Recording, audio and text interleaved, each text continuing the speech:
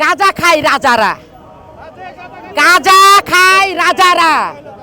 ভাবার ভাবক না হলে কে গো বুঝিতে পারে।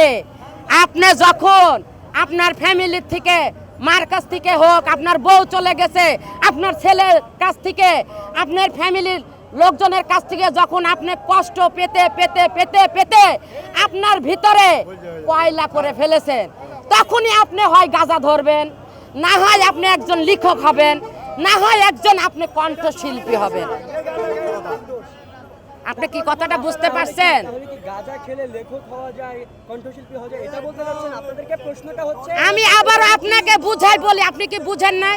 আপনি মনে করেন অতি কষ্ট পাইছেন, অত কষ্ট, এত কষ্ট প্রেম করে হোক, মার থেকে হোক, বাবার থেকে হোক, ছেলের থেকে হোক, আত্মের কাছ থেকে হোক, লাখ লাখ টাকা চলে গেছে, বন্ধু বান্ধব হোক, ঘর ছাড়া হয়ে গেছে।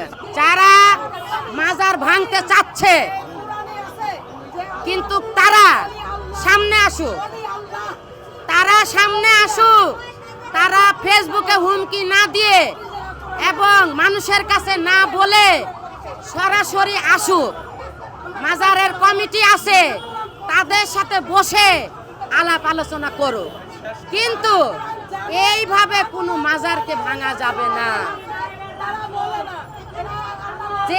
যেই মাজার ভাঙতে আসুক, সে আসুক, পর্দার আড়ালে থাকার দরকার নাই, মারামারির দরকার নাই, আপোষের ভিতরে সে আসুক, নাকি সে আপোষে আসুক, সে বসুক, সে চা বিস্কুট খাক, সে বলুক যে মাজার এই সমস্যা ইত্যাদি ইত্যাদি, মাজার রাখা যাবে না।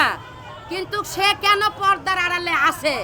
তাই আমি ডক্টর ইউনূসকে বলবো, এই দেশের এখন সে তত্ত্বাবধায়ক সরকার, যারা মাজারে ভাঙতে চাচ্ছে তাদের বিরুদ্ধে একটু হাতিয়ে দেখা হোক এবং খুব শিগগিরই প্রশাসন এটার একটা ব্যবস্থা করা হোক। এরা কারা যারা ভাঙতে যাচ্ছে মাজার, তারা কারা আসলে? আমি আবারও বারবার বলছি, আপনি পর্দার আড়ালে না থেকে আপনি সামনে আসুন। আপনি মোবাইলে ফেসবুকে না লেখে, প্রত্যেকটা মাজারে একটা সমিতি আছে, সেখানে এসে তারা বসুক। আপনি কে এবং কেন ভাঙতে চাচ্ছেন, আপনার কি উদ্দেশ্য? আচ্ছা, আমরা দেখেছি এর আগেও কিন্তু বেশ কয়েকটি মাজার ভাঙচুর করা হয়েছে এবং শাহপরানের মাজারে কিন্তু ভাঙচুর করা হয়েছে হালকা পাতলা। তো তারা আসলে কারা এবং আপনাদেরকে হুমকি দিচ্ছে কারা, একটু নির্দিষ্টভাবে বলতে পারবেন কি? না, আমি নিশ্চিন্তভাবে বলতে পারবো না। আমি সেই জন্য বিশেষভাবে অনুরোধ করছি, আমার এই দেশের সরকার ডক্টর ইউনূস, সে 24 ঘন্টার ভিতরে যে মাজার ভাঙার কথা বলেছে তাকে খুঁজে বের করা হোক।